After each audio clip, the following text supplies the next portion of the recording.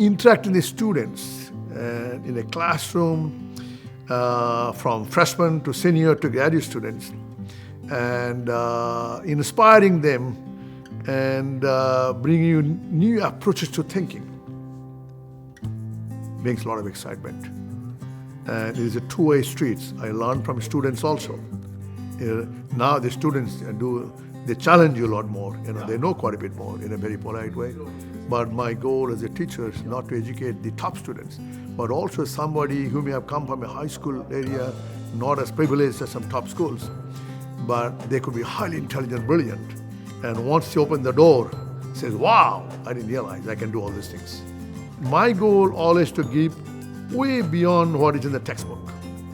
And also use those knowledge to solve societal problems. These kind of reactors used quite a bit for specialty chemicals and pharmaceutical manufacturers.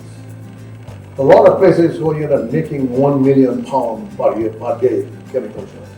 When I tell my students these days, they know way more than I knew in their age because of convenience in a lot of internets and other aspects. In some complex area I teach in engineering, sometimes involves math, physics, chemistry, biology, integrations, solving medical problems. And when I find out the students get the idea and they even give me some new ideas, that is highly exciting.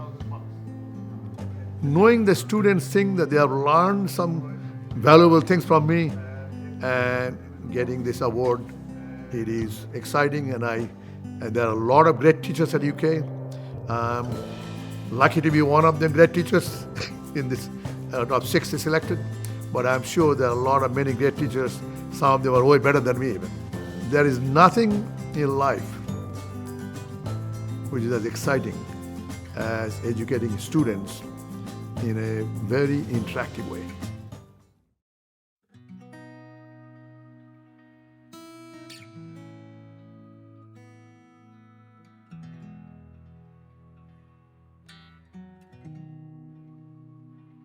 For me, it's about kind of 4 basic rules that no matter what I teach, whether it's at the undergraduate level or the graduate level, we start with trust, cooperation, support, and mutual respect. And if you start there, then it's an issue of what are the attitudes that the students are bringing with them? What do they already know about the content? What do you need to add to it to make sure that they have what they need then to apply the content in a skill? Students need to know that they can take risks, right? And that it's okay to take those risks, because that's where the learning's going to happen for them. But again, I don't believe in learning just for learning's sake. I think there needs to be some skin in the game for the students too, where they say, oh, I can understand how this helps me in my next class or in my vocation or whatever happens to be. What happens is, even though I took away your voice, I didn't take away your ability to communicate in other ways. So you guys back there grabbed a piece of paper. But I think the key for me is accessibility, to let the students know that I really mean it when I say I want them to stop by. Being accessible for the students means that I'm giving them a safety net, so that, look, I'm going to set the bar high, but I'm going to help you get over it, right? So for me, it's not about the grade, it's about the learning. It's about the knowledge acquisition and then being able to use that knowledge in meaningful ways. It wasn't math, it's logic. It's where do we start? It's all right. Yeah, it's interesting because as much as I love the research that I do, it's the teaching that really gets me excited in the morning. And so for me, it's something I really care about. And I think you'll probably find that no matter who you talk to, teaching is a calling for those individuals. So, I'm really excited by the research awards that I've won over the time that I've been here. But for some reason, they don't carry the same weight as something like this Great Teacher Award.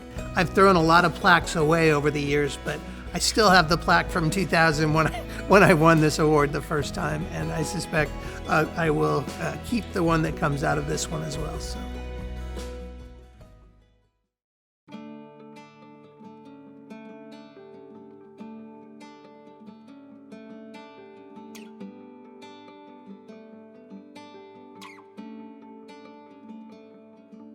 I teach a subject matter that most law students are not inherently or intuitively excited about. So I teach tax law. Part of what I love about my area is that it touches so much of what happens, not just in the law, but in society and in people's lives more broadly. If your grandma gives you $100 for Christmas, you are better off, but you don't have income, but that's for statutory reasons. Congress has explicitly said income does not include amounts received by gift. I want my students to see me as an ally and to see me as available and there to support them in their success. And so if they're struggling, I want to hear about it. If they have a question, I want them to ask it. That means both in the classroom and outside of the classroom. Teaching is one of the great joys of my job. Getting to interact with students is the best part of my week. And plus, teaching is just so fun. Watching students get to take a knotty problem, they're sweating, they're thinking so hard, and then they hit that moment of understanding, and that is such a satisfying moment. First of all, their deep love of their home is pretty cool. So getting to be in a place where I know even the students who have come to Kentucky from another state pretty quickly develop a love for this place. So that's pretty neat to get to be in a room full of people who I know are committed to the future of this institution, this institution, the university, and this institution, the state of Kentucky. That's pretty cool. I'm proud to be a member of this faculty because I think not just in the College of Law, but across this campus, people care about teaching. They see themselves as, helping to shape the future citizens of Kentucky, and that's a really exciting thing to be a part of. And I'm grateful to the Alumni Association for continuing to offer this award, because I think College of Law faculty who've won it in the past is sort of a who's who of sort of the great members of our faculty. So I'm very honored to be added to that list.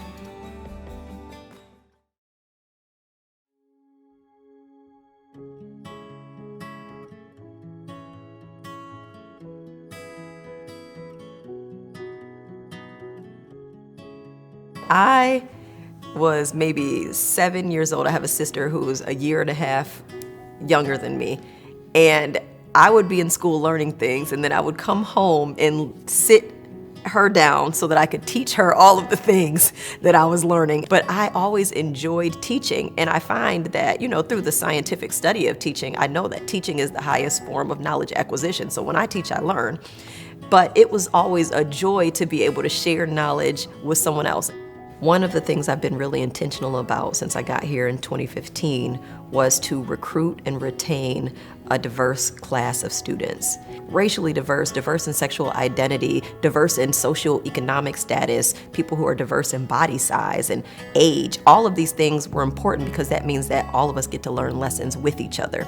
They teach me about what this generation needs. They help me think about what psychology can look like in 10 years and 20 years.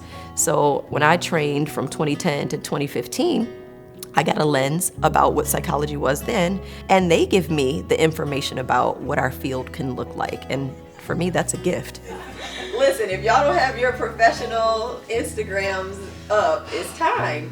Start your brand now before you get out into the world so that you can just launch off into whatever specialty you want to be in. I like being a lifelong learner, and I don't feel like I get to be a good teacher without also being a learner. So my students are always teaching me things. We do so many things as professors, and sometimes teaching isn't ennobled or esteemed in the way other aspects of our jobs can be. So I'm really grateful that this particular award focuses on the teaching.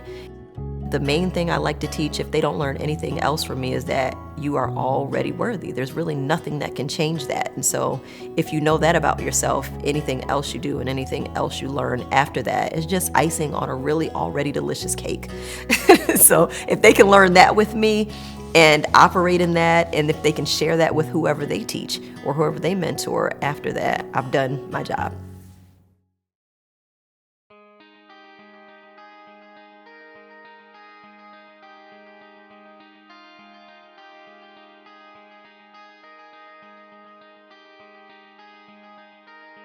I love learning, and I love learning how people learn. And so in my head, I have this philosophy of imitate, explore, create. I'm trained in a special pedagogy called Orschelwerk that follows this process, and it's about really helping students become autonomous and creative thinkers. It's just fun teaching in this way. Fun is core to my philosophy too. I don't like talking at students a lot. I like them being actively engaged, out of their seats, creating and interacting. So it's always a very lively classroom, which is easy to do in music. Not gonna lie, I have a advantage. We forget that like one of the best ways to learn is fun. When you're enjoying what you're doing, you're gonna learn better. You know, in the end, I want each of my students to find their purpose and their path. I can't decide that for them, and it's not one thing. They're good people. They want to get into teaching for the right reasons.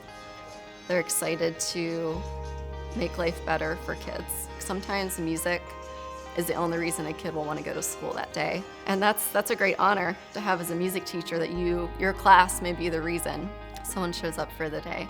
They just inspire me to be more creative and to take more chances. Sometimes I can get a little, I don't know if I have time for this, I don't know if it'll work. Let's just try it. And then it works out well, and then I'm really glad that I did it. So yeah. Teaching is hard work, and the pandemic revealed a lot of ugly opinions about teachers. That was really hard to see every day.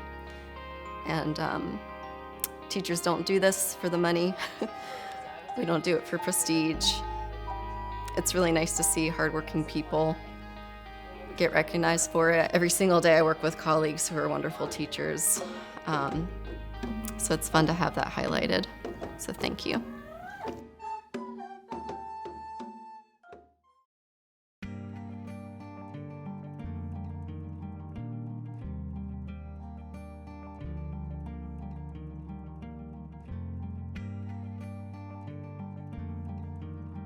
I am invested in my community and invested in relationships, and I think that that's a strength in the classroom because students feel like I am invested in them. I also try to be as active as I can in doing meaningful work in the community and on campus. I am able to invite students to participate in that with me. You know, we're not just kind of sitting in class and doing stuffy academic things, talking about ideas and so on, but we're actually also able to go out in the woods and cut some honeysuckle and then plant some trees. And I think that's that kind of more active participation is something that students really appreciate. So the next one should be about here? A lot of our students, and myself included as a student, can be really laser focused on whatever their major is and intended career field, and kind of think that classes outside of their intended career field, or that don't have a readily, apparent connection to whatever they want their career to be. I think a lot of times those classes feel like a waste of time, or they can seem like a waste of time to students. And so I really want to help students to cultivate a curiosity for learning and knowing outside of whatever their one kind of field of focus is. You think about Hobbiton, right? There's a whole row of hobbit holes in Bagshot Road, right? Like that's more like a street in a city. I think I have imposter syndrome. So I'm in my 5th year teaching in the Honors College, and that's 5 years of feeling like I don't know what I'm doing. So I am humbled to be added to this list of really incredible teachers. I don't know if I belong there, but I'm very, very thankful for the award. I think it's a great honor, and I'm thankful to the student who nominated me, and I'm very thankful to the Alumni Association for their investment in teaching.